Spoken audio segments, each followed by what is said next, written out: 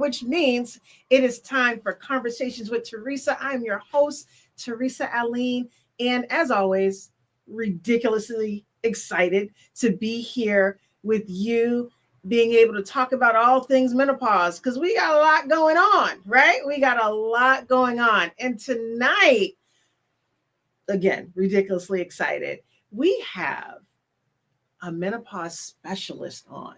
All right. And we got a lot of stuff to learn. We got a lot of stuff to grow in. And this is going to be really, really great. So I'm going to invite Dr. Laura Duncan into the studio, and she is going to drop some knowledge on us. All right.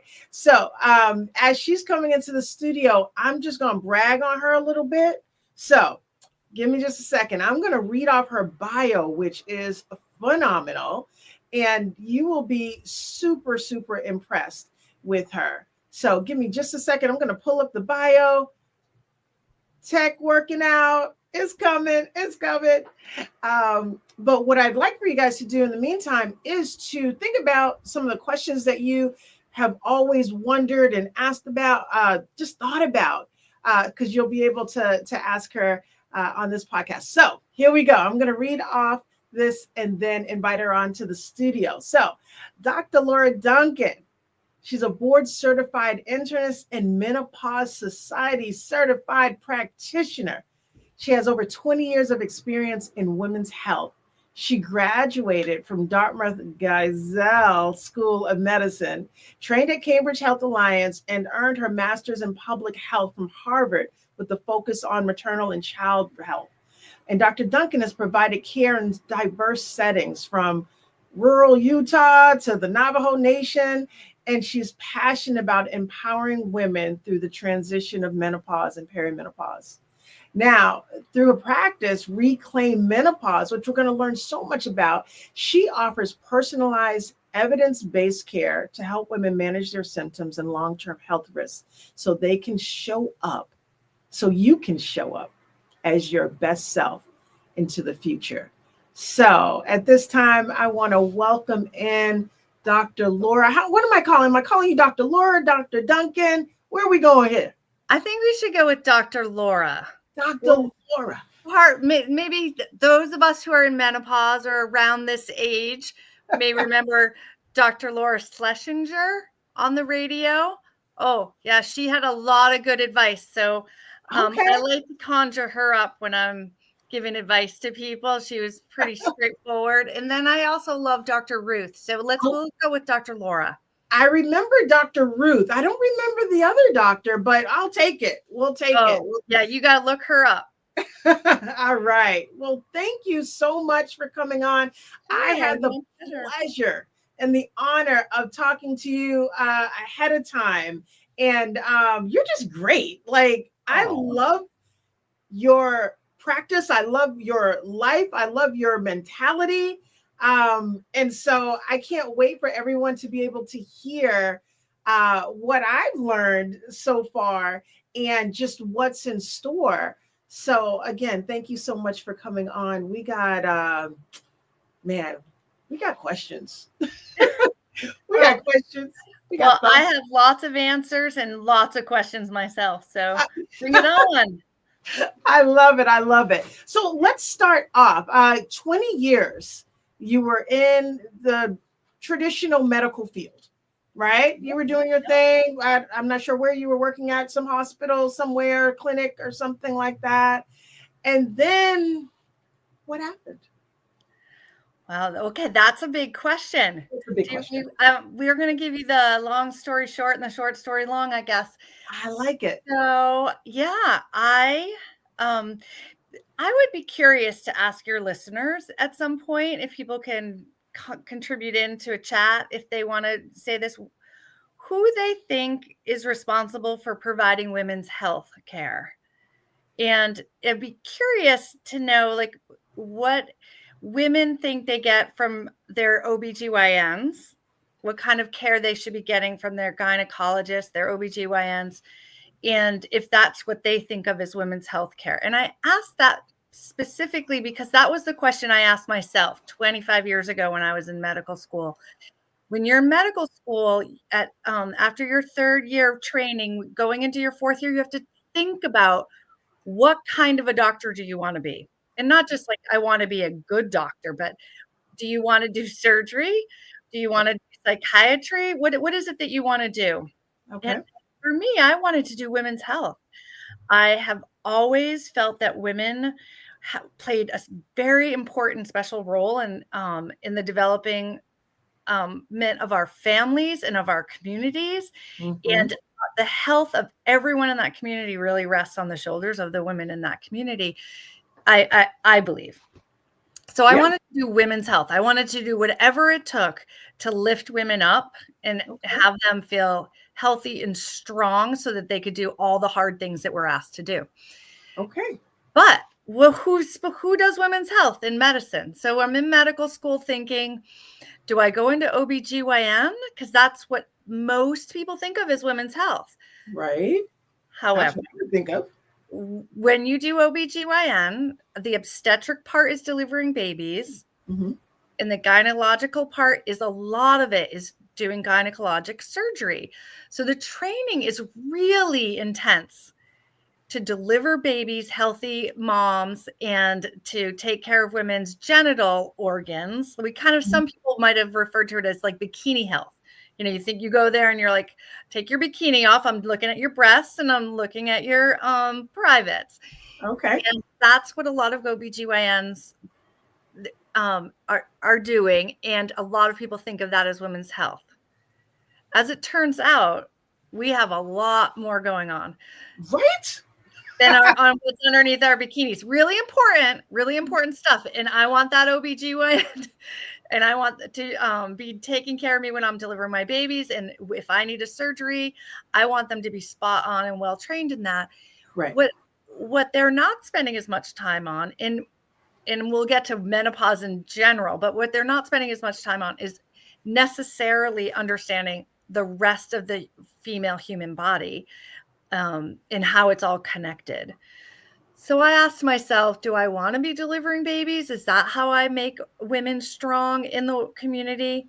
And Hmm. I didn't know. I thought, well, maybe mental health is important for women in making these decisions and taking care of people in their family and in their communities.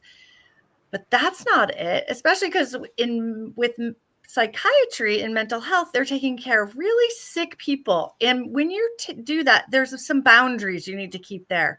And when I think about sitting across from a woman in a room, I don't want those kind of boundaries to get in the way of the connection that I want to have, because that is really important in helping women rise up, is you Okay. really have to listen and connect with them. Right. So I was stuck with, do I do women OBGYN? Do I do internal medicine, which is just adults, or do I do family medicine? Well, family medicine doctors they deliver babies, but they also take care of children and they take care of adults in every age group, the whole Right. thing. When I got advice, I was after spending 3 hours, which I'm going on too long now talking about it, but I just wanted to set the stage a little bit so people understood what women's health is and what we're going to talk about as far as menopause goes, Okay. and why it's so important that and I took the time to do this. The doing family medicine is a 3-year residency training where you're taking care of women and children and men in the whole gamut. When you do internal medicine, you learn every internal medicine system: your heart, your lungs, your brain, your GI tract, your rheumatologic bones and muscles. And you know them in depth, and you take care of all of that for adults. My Okay. mentor told me after 3 hours with him, he said, I think, Laura, you need to do internal medicine, and one day you'll do women's health. Well, fast forward 20 years of practicing and being in the trenches with other physicians, thinking I needed more, getting my master's of public health, and thinking I really need to change this environment so women can thrive. But I stayed in the trenches, because it's important to make changes with the women right in front of you. You do public health and this big scheme to try and change the environment, important. But where the real magic happens is when you're alone in a room with somebody and you listen and you together work on building a plan. And I couldn't let that go until I couldn't do it anymore. Wow. And then I had to leave. I had to leave that system. You probably are familiar with physicians leaving or Yes. familiar with leaving a job that you loved and being with and dedicating your life to. After many years, there's some burnout, and sometimes the values that we brought, why we brought us down that path, they don't continue. The path doesn't go there. It diverges and goes down a different path, and we find ourselves in a disconnect between our moral compass and the job that we have to do. Yeah. And if they get far enough apart, there's enough moral injury there and enough disconnect, you can't bring yourself to show up in that way anymore. And that's where I was. I like when you said, well, not like it in the sense of the moral injury, just when you can't reconcile what's been happening to what needs to happen. It's just that injury on your morals, which is really interesting that you say. And one of the things that I found, and this may have been this for you, is that a lot of times where that comes to play, it's right around the time of menopause or perimenopause. Bingo. Yes, it is really brilliantly aligned. Like it just comes together. All the stars align. You are in the midst and the thick, if you have a family, of getting them through their emotional, hormonal turmoil. A lot of times we're in that phase at that point of our life, and we're having our own emotional internal turmoil, and you start to see the world differently and feel differently about it. And then everything comes unglued and you have to put all the pieces back together again. Yes, it's exhausting. It is exhausting, and it's an opportunity. That's right. That's right. So tell us about your opportunity. Yeah, so I live in Vermont. To my opportunity to walk my dog in the woods and pour wine at a wine bar while I was decompressing, whatever it took to just kind of reemerge in the public and heal myself. And I had a friend who was going through some menopausal symptoms, and she was about to turn 60, and she saw me out in the woods on a trail and told me all about her journey. And I said, I think you need to get on hormones, but that's not my job anymore. So I'm going to continue down this road. See you later.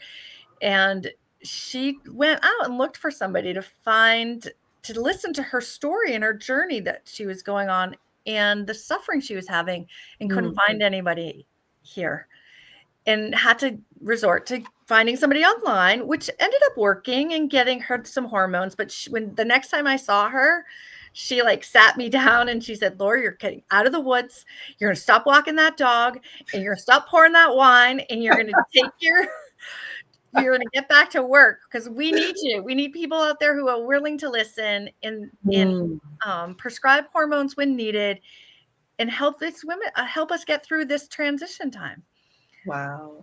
And so I didn't know what I was doing, but sometimes you just have to listen to the universe, and one step at a time. And then it dawned on me, oh my goodness, here I am.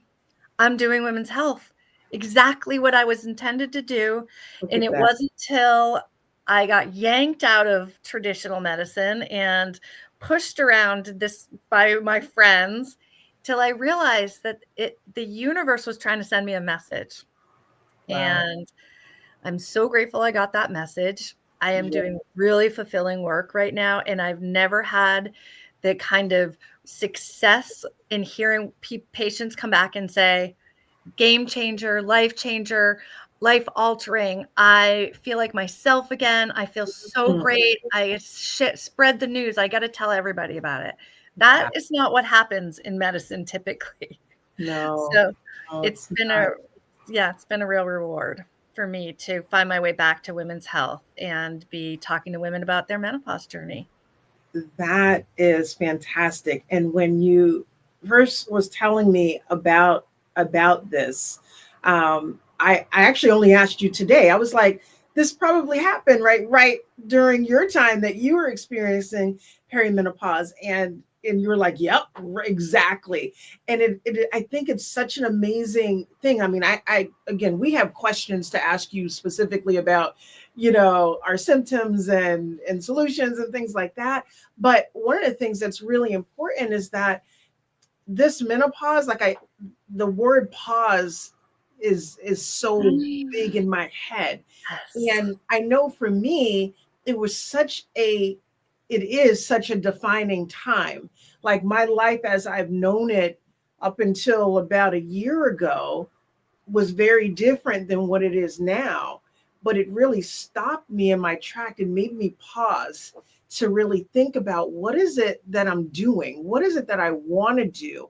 What have I been afraid of? Like all of those questions, because you haven't heard my entire story, but during, I would say, what I know as my worst time during menopause emotionally, or my hardest time, my confidence was, here I was coaching people on confidence to where I was just like, I don't know if I could work at Target right now. Like I all gone. Like I questioned everything.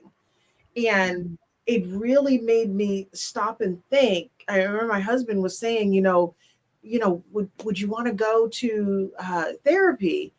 And I'm totally fine with going to therapy. That's not an issue.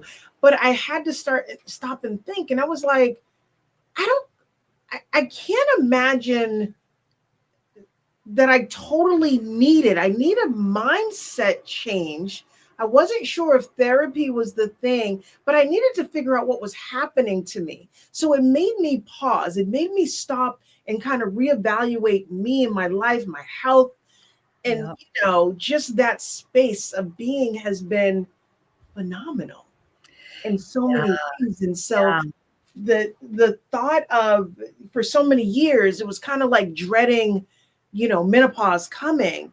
But I tell you, that pause, as hard the process has Mm, been, fun, but it has been so yeah. rewarding to pause. And Yeah. so I'm taking the pause out of the menopause and really looking at my life and the things that I want to do, very much the way that you were describing. Okay, I'm walking my dog, I got my wine, and then you paused, Yeah. and now you Yeah. get to do. Now it's been revealed to you. And I will say the pause part is very crucial, I think, to um taking inventory. I see too many times where we feel that we just have to keep trudging forward. Women are really good at saying, like, I can do this, I can I take know, this pain. It's not that bad. We are really good at pushing ourselves to our limits. right?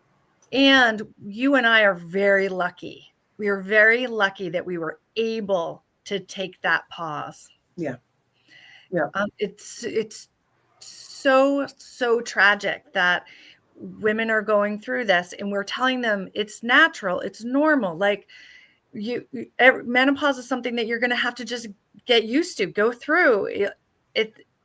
I know you can't. You All those things are just naturally happening. Deal with it. We Mm, don't do that for young women. We don't say, young women, when you're getting your period, if you're bleeding 12 days of the month and can't go to school for 10 of them, we don't say that's natural though, just you can right, deal with it. And we don't right, tell women when they're pregnant that they're vomiting every day, like, come on, this is natural, just deal with it. Or right, right. postpartum psychosis. This is natural pregnancy, postpartum, deal with it. So I'm not sure why we all of a sudden now are like abandoning women and saying, just deal with it. Mm. And so it's unfortunate that these women, they don't, when we're going through this pause time, if we are to say we have this pause, the society doesn't say, oh, well, this is natural. You get to pause now and do this re-inventory of your life. Right. We don't have to show up. We still have to show up. We do. Those bills still need to get paid. Those bills still need to get paid. And we need to make sure that we are holding each other up so that we can show up. And some of us are lucky that we get to actually literally take that pause. Yes, absolutely. And that pause, like you said, you were walking the dog in the woods. I got laid off of my job. Thank you. Listen, that's a thing in menopause, actually. There are people who are losing their jobs or leaving their jobs, losing their husbands or leaving their husbands. Yes. And I see them and they are saying to me, oh my goodness, if I had what I have now and I'm equipped with what I have and how I feel, I don't know if I would have left my job or gotten fired or let go or had a divorce. Right. I feel like myself again. And that's the we thing. get duped in that feeling of like, it must be me. Right. I'm crazy. And I think we're feeling that way because we're not talking about it, because it's not normalized. We think it's just us. It has to be because everyone else seems to be going about life real easy, Or it's funny, or, we get together and we might have friends who are going through some other things, but we just kind of laugh at each other's like, oh, I can't remember a thing. I left, I forgot to pick up my kids after wherever. And I, all the things that it's kind of, we kind of joke about it with each other. Yep. But you guys, we cannot forget these things because we don't necessarily have people backing us up. We've been doing it for so long. We have to be on our game. Yeah. All Absolutely. the time. And Absolutely. the problem is that the healthcare providers we go to think it's okay that we're not on our game. It's fine. That's okay. But it's not. It is absolutely not. I mean, and better than me, but as far as, in the healthcare, it was, you're looking at the male, primarily if they have an issue, they're going to figure out a problem. The female is just the female version of the male. Right. And so it's just like, give them a lesser dose, right? Or just modify the whatever it is to treat them. Right. But I heard somewhere that if you could imagine a male saying I have erectile dysfunction and a doctor saying, don't worry about it, like that would never happen. Right. Because they're like, no, you're going to figure this thing out. But for a female, it's just like, I can't remember things and I'm emotional. It's just like, oh yeah, it's all right. That's natural. It's like, it's crazy. It's crazy talk. Yeah, it is crazy talk because we don't get to just sit in a rocking chair at home eating bonbons and watching whatever we're watching. We don't get to do that. We have to get up and keep showing up. And we have to, it doesn't make any sense that we wouldn't want to lift everyone up to feel like their best selves. Exactly. Because we all benefit. When mom's doing good, we're all doing good. I think, what is that? Happy wife, happy life? There's got to be something in that around menopause. Because we have another 30, 40 years. I know. If we're lucky. If we are lucky, we do. Right. And I want it to be my best. That's my plan. Like I've done all my mistakes. I've learned all the hard things. Yeah. Right? Here's the other thing I tell women. It doesn't make any sense if you think this is your fault because you're not able to do your job anymore, or you're not like interested in being intimate with your partner anymore, or you're frustrated with your family or your friends, or you don't want to leave the house. If you think that's your fault, we can do hard things. We've done We hard can. things a We're lot, busy. We a carry lot. children. Yes, we do hard things. And Absolutely. why all of a sudden would we not be able to do it? This is a time in our life where we've made all the mistakes, like you said. We should be in flow now. This should be autopilot. Like, I know my job like the back of my hand. I don't know, think right now I even recognize the back of my hand, right? That's how bad it can be sometimes. Exactly. Like, that's my hand? That's weird. Yeah, exactly. It's so old and wrinkly with all those spots, but Mhm. we we should be at the top of our game right now. Right. Right. It And doesn't mean that we have to have an easy life, right. but we should be able to do the things that we've done with a lot greater ease, not harder. And Exactly. to say, I can't do this job anymore, that doesn't make any sense. It Right. should only get better. It should only get better. You're It absolutely only right. get easier. And I tell you, one of the things, I asked you again a ton of different questions that we have about menopause, and I definitely want to have you back very, very soon to get to those questions. But I really wanted the audience just to be able to hear that it's not us, it's not just us. Our medical professionals, they go through the same thing, and they have to do that pause, whether it is being able to walk through the woods, whether it is to be able to get laid off, whether it is not, and just having to still work and deal with it. There has to be some type of pause of, I this is not working, Yeah. and be okay with, okay, this isn't working. Let's figure a solution, not just this isn't working and I just have to deal with it. There are Yeah. solutions. There are Yes. a lot of And great solutions out there. yes, there are a lot of great solutions out there, and some of them are harder than others, for sure. Mhm. But, in no place in this world does it make any sense for women to feel like they are waking up in the middle of the night. They're more anxious. They're tired during the day. They can't remember things. They feel achy. They're irritable. They don't want to be touched. Um, that there's no reason why we should, even if that is normal and a normal process that we are going through. Everybody who is born with ovaries, their ovaries will eventually stop working.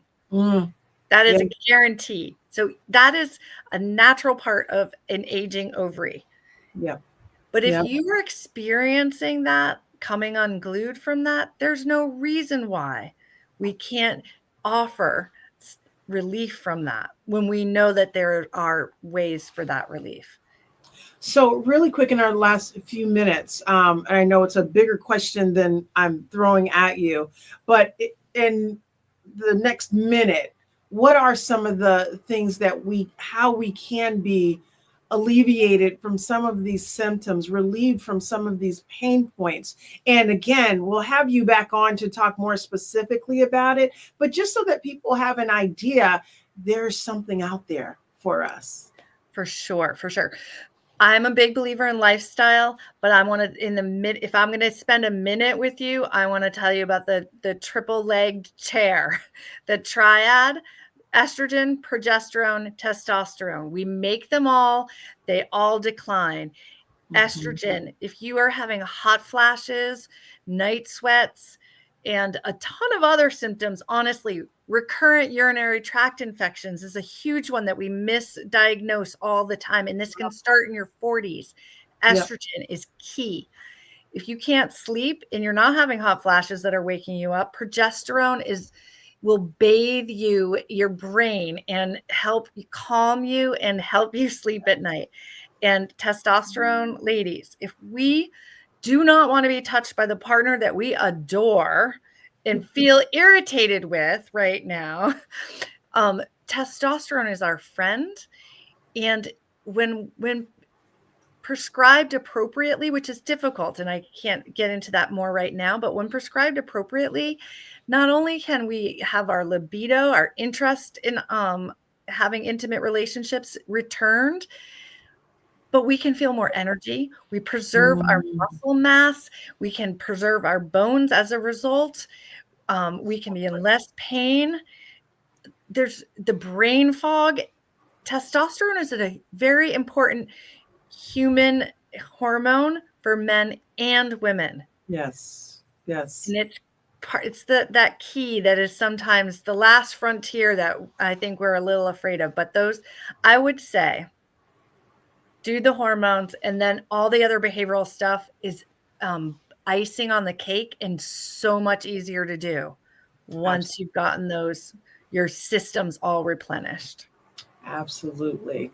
And thank you so, so much. And like I said, Oh, definitely want to have you back because there's way more. There are questions, there are solutions that we haven't even touched the surface of. But one of the things that you did mention was besides the three tiers, I like how you said that, but the lifestyle, kind of like I look at it as the things that my doctor has been telling me all the time, like eat more fiber and exercise and not have all the sugar, like all the things that it's like, oh, I ate a what did I ate something sugary. I don't know when, just a couple of days ago, like right before I went to bed. So I've been trying to eat not till like before 6 o'clock, but it was like 8 o'clock, 8:30, and I was like, I want a cookie. So I had my cookie, and that night I woke up so many times with night sweats. mhm. I was like, that cookie was good, but was it worth it? you know, because I hadn't been like I've been able to sleep pretty decently. But that late night cookie jacked me up. Yeah, And that yeah. was me. And some people, react differently. But I do remember a friend of mine telling me, "Oh, no, no, no, I don't eat after 8 o'clock." I'm like, "What? You don't eat after 8 o'clock?" Now I know. I Right, understand. now you know, right? When people say, "Oh, yeah, I can't eat cucumbers, they make me burp," or what all the things that change, you're like, "Oh, I Oh, get it now." I'm starting to all my systems are going sideways. All yeah, the systems are not working right. But all that advice was really good back then, and it's especially important now. And it's exactly. almost a full-time job to get your fiber and your protein and your exercise and your sleep, and Gosh. yeah, Yes. there's a lot to do, but There's we a can do it, ladies. I know we can. Yes, we can. We can. Chia seeds, flax seeds, I know, right? almond stuff. It's a lot easier than I thought, but it is a lot easier. At any rate, all right. So we are just about out of time, but please tell us that you'll come back. Of course. Yeah, I would love to. You're such a pleasure, and your audience is really lucky to have you bringing this to the forefront for them. I'd love to communicate and go on this journey with whoever wants to be a part of it. I appreciate that. Before I let you go, there's two things. You have a practice called Reclaim Menopause. You have a Mhm. website, and it is a beautiful website, and it talks about so many great things. I just definitely want to make sure that people get a chance to take a look. And if you are in, I think you practice out of New Hampshire and Vermont. Correct. Okay, so you have to be residents of New Hampshire and You don't Vermont have to be a resident. You just have to be present to be when we oh, talk. okay, that's even better. Okay, So come so on up. you can come on up, and yes, but take a look at the website. It is amazing. It has so much great information on there. I think you guys can see it, and it's just I went on there and I felt. when I went on there. So thank you so much for You're that. welcome. Thank you. And then I also want to invite those who are listening to tell your friends this Sunday, where we're talking about the ways that we can help, that it's not necessarily medically, but just our lifestyle. This Sunday, we have an opportunity to have a program called Menopause and Movement. And so I was talking to Dr. Laura about this.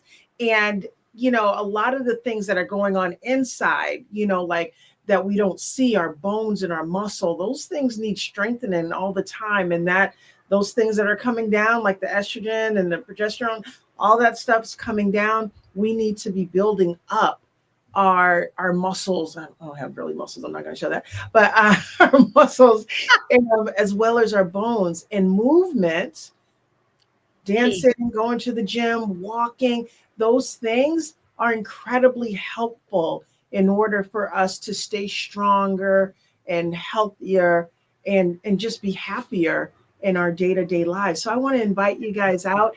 Take a look at the website. You can go to menopauseandmovement.com. You'll get a chance to, there it is on the screen, menopauseandmovement.com. You can go ahead and click on. We'd love for you guys to be able to come. If you're able to make it, 1, bring a friend. 2, bring some sneakers, because we're going to move and we're going to have a lot of fun. It's going to be a fun, interactive time of learning, of growing, of community, and really normalizing this conversation, because I absolutely believe that this is the last generation who won't know about menopause. And my goal, and I'm sure Dr. Laura's goal, is to make sure that everyone who needs to know knows. So, move it or you lose it, ladies. You got to move it or lose it. That's it. So, and then maybe we'll do this. We'll bring this menopause and movement up to Vermont and New Hampshire, and we'll bring it. We'll make a tour. How about that? Oh, we'd love it. Love it. Sounds good. So again, thank you guys so much. Thank you for the listening audience, the viewing audience. You guys have been wonderful. By all means, we will have Dr. Laura back. If you guys have any questions, you can go ahead and put it in the chat. You can DM me, you can email me. But this has been an incredibly great show. Thank you so much. And I look forward to seeing you guys next Monday, same bat time, same bat channel, teresaaline.com, and Conversations with Teresa. So we'll see you next week. Have an incredible week, and we'll see you on Sunday. All right, Menopause and Movement. Peace out.